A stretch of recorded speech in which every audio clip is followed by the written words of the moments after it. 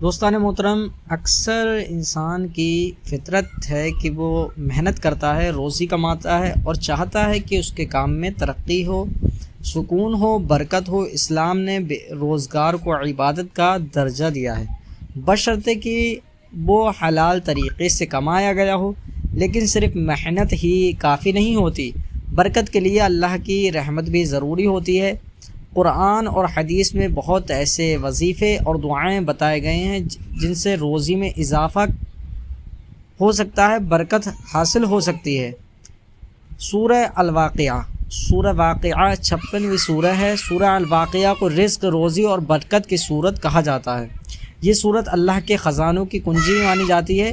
حضرت محمد صلی اللہ علیہ وسلم نے فرمایا، جو شخص ہر رات سورہ واقعہ پڑھے گا اسے کبھی فاقہ نہیں ہوگا۔ وظیفے کا طریقہ: روزانہ رات کو سورہ واقعہ پڑھیں۔ ہر رات عشاء کی نماز کے بعد وضو کی حالت میں سورہ واقعہ ایک بار تلاوت کریں۔ تلاوت کے بعد اللہ سے اپنی روزی اور کام میں برکت کے لیے دعا کریں۔ ہو سکے تو کچھ دیر یا رزاقو یا مغنی یا فتاحو کا ورد بھی کریں۔ سورہ واقعہ کا حصہ بنائیے، سورہ واقعہ کا حصہ بنائیے اپنی زندگی کا۔ اسے صرف مصیبت کے وقت نہ پڑھیں بلکہ زندگی کا حصہ بنائیں۔ گھر میں ایک وقت طے کر لیں جہاں سب مل کر سورہ واقعہ پڑھیں، اس سے پورے گھر میں برکت آتی ہے۔ قرآن سے اور اثردار دعا و وظیفے: ربی انی لما انزلت الی من خیر فقیر۔ اے دعا حضرت موسیٰ علیہ السلام نے مانگی تھی، اے میرے رب، میں اس بھلائی کو محتاج ہوں جو تو میری طرف سے بھیجے۔ یہ دعا حضرت موسیٰ علیہ السلام نے مانگی تھی جب وہ بالکل تنہا اور بیکار تھے۔ اس کے بعد بھی اللہ نے انہیں روزی، آسرا اور نکاح عطا کیا۔ طریقے: اس دن میں 100 بار پڑھیں اور اللہ سے دل سے دعا کریں۔ وَمَن يَتَّقِ اللَّهَ يَجْعَل لَّهُ مَخْرَجًا وَيَرْزُقْهُ مِنْ حَيْثُ لَا يَحْتَسِبُ۔ جو اللہ سے ڈرتا ہے، اللہ اس کے لیے مشکل سے نکلنے کا راستہ بنا دیتا ہے اور ایسی جگہ سے اسے روزی دیتا ہے جہاں اسے گمان بھی نہ ہوتا ہے۔ تقویٰ اور پرہیزگاری روزی میں برکت کا سب سے بڑا ذریعہ ہے۔ برکت کے لیے عادتیں اور اسلامی طریقے کیا ہیں؟ حلال کمائی کا خیال رکھیں۔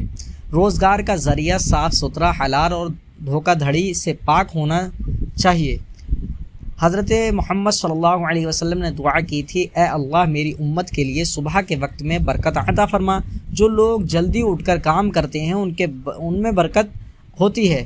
نماز کی پابندی: نماز کو چھوڑنے سے برکت اٹھ جاتی ہے۔ نماز ہی وہ ڈور ہے جو ہمیں اللہ سے جوڑتی ہے۔ صدقہ اور خیرات کریں۔ صدقہ روزی کو بڑھاتا ہے، مصیبتوں کو دور کرتا ہے۔ شکر اور صبر: جو انسان ہر حال میں اللہ کا شکر ادا کرتا ہے، اللہ اس کی نعمتوں کو بڑھا دیتا ہے۔ ہر کام میں بسم اللہ سے شروع کریں۔ یا رزاق 100 بار صبح شام پڑھیں اور روز سورہ واقعہ کی تلاوت کریں۔ ہفتے میں کم سے کم ایک دن غریبوں کا کھانا کھلائیں۔ دوستان محترم، آپ اس وظیفے کو اس طریقے سے اپنائیں، انشاءاللہ تبارک و تعالی آپ کو بہت جلد فائدہ حاصل ہوگا۔ آپ لوگ اسی نیت کے ساتھ اس وظیفے کو اپنا لیں۔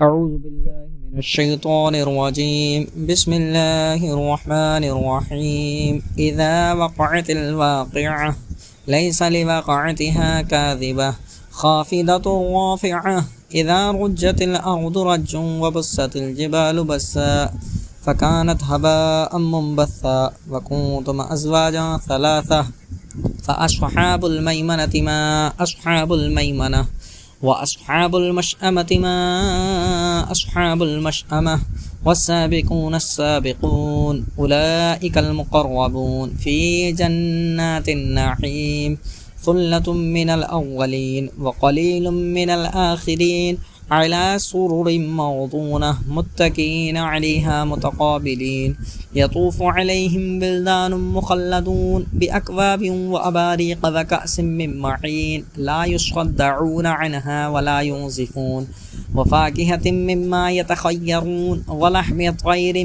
مما يشتهون وحور العين كأمثال اللؤلؤ المكنون جزاء بما كانوا يعملون لا يسمعون فيها لغوا ولا تأثيما إلا قيلا سلاما سلاما وأصحاب اليمين ما أصحاب اليمين في سدر مخضود وطلح منضود وظل ممدود وماء مسكوب وفاكهة كثيرة لا مقطوعة ولا ممنوعة وفرش مرفوعة إنا أنشأناهن إنشاء فجعلناهن أبكارا عربا أترابا لأصحاب اليمين ثلة من الأولين وثلة من الآخرين وأصحاب الشمال ما أصحاب الشمال في سموم وحميم وظل من يحموم لا بارد ولا كريم إنهم كانوا قبل ذلك مترفين وكانوا يصرون على الحنص العظيم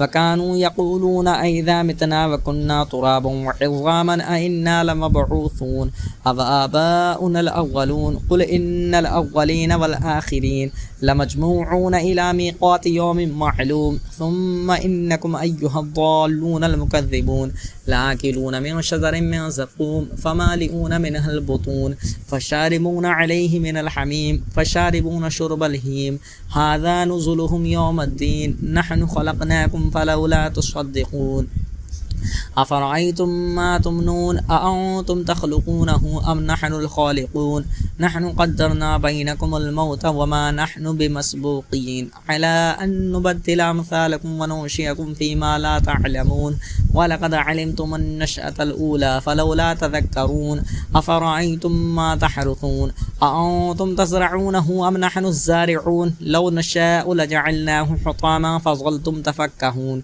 إنا لمغرمون بل نحن محرومون أفرأيتم الماء الذي تشربون أأنتم أنزلتموه من المزن أم نحن المنزلون لو نشاء جعلناه أجاجا فلولا تشكرون أفرأيتم النار التي تورون أأنتم أنشأتم شجرتها أم نحن المنشئون نحن جعلناها تذكرة ومتاعا للمقوين فسبح باسم ربك العظيم فلا أقسم بمواقع النجوم وإنه لقسم لو تعلمون عظيم إنه لقرآن كريم في كتاب مكنون لا يمسه إلا المطهرون تنزيل من رب العالمين أفبهذا الحديث أنتم مدهنون وتجعلون رزقكم أنكم تكذبون فلولا إذا بلغت الحلقوم وأنتم حينئذ تنظرون ونحن أقرب إليه منكم ولكن لا تبصرون فلولا إن كنتم غير مدينين ترجعونها إن كنتم صادقين